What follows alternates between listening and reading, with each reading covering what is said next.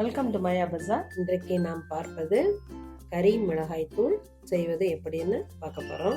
இரும்பு கடாய் வச்சுருக்கேன். சீரகம் 100 கிராம் மீடியம் ஃப்ளேமில் விடாமல் வறுக்கணும். ஒரே மாதிரி செவந்து வரும். செவந்தன்னு எடுத்துருவோம். பொரியிற சத்தம் கேட்குது, செவந்துக்குச்சு, வாசமும் வருது, எடுத்துருவோம். மிளகு 100 கிராம் நல்லா பொரியுது. சிம்மில் வச்சு ஆஃப் பண்ணிடலாம். எடுத்துடுவோம். கடலைப்பருப்பு 2 டேபிள் ஸ்பூன் செவந்துருச்சு, ஸ்டவ் ஆஃப் பண்ணிடலாம். உளுந்தம்பருப்பு 2 டேபிள் ஸ்பூன் பொட்டு உளுந்து தான் போட்டிருக்கேன். செவந்துருச்சு, எடுத்துடுவோம். விளக்கெண்ணெய் 1 டீஸ்பூன் ஊற்றுறேன். கொத்தமல்லி 1/2 கிலோ. நம்ம அதை 2ஆக பிரித்து வறுத்துக்குவோம். அப்போ தான் நல்லா வறுபடும். நல்லா வாசம் வர்ற வரைக்கும், கொஞ்சம் கலர் சேஞ்ச் ஆகிற வரைக்கும் வறுக்கணும்.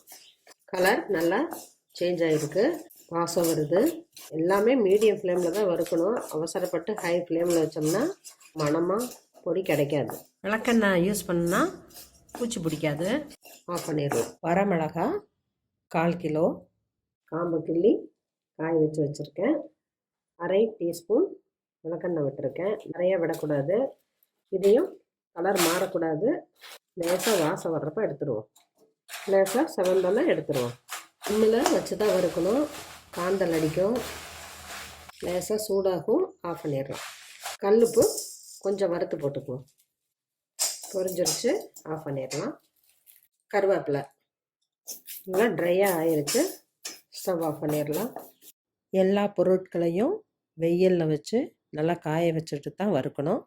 வறுத்த பொருட்களை நல்லா ஆற விட்டு ஏர் டைட்டான பாத்திரத்தில் போட்டு மில்லில் அரைச்சி அந்த பொடியை நல்லா ஆற விட்டு டின்னில் அடைச்சிக்கிட்டோம்னா நமக்கு ரொம்ப நாள் வரும். ஃப்ரிட்ஜில் கொஞ்சம் ஸ்டோர் பண்ணி வச்சுக்கிட்டோம்னா நமக்கு பொடி ஃப்ரெஷ்ஷாக இருக்கும். கறி மிளகாய்த்தூள் ரெடி ஆயிடுச்சு.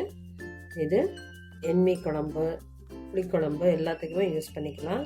சிக்கன், மஷ்ரூம், தண்ணி குழம்பு வைக்கிறப்ப இந்த பொடியை யூஸ் பண்ணால் ரொம்ப டேஸ்ட்டாக இருக்கும். காரம் இல்லாமல் இருக்கும். குழந்தைகளுக்கு பிடிக்கும். யூஸ் பண்ணி பாருங்கள். எப்படி இருக்குன்னு சொல்லுங்கள். தேங்க்யூ.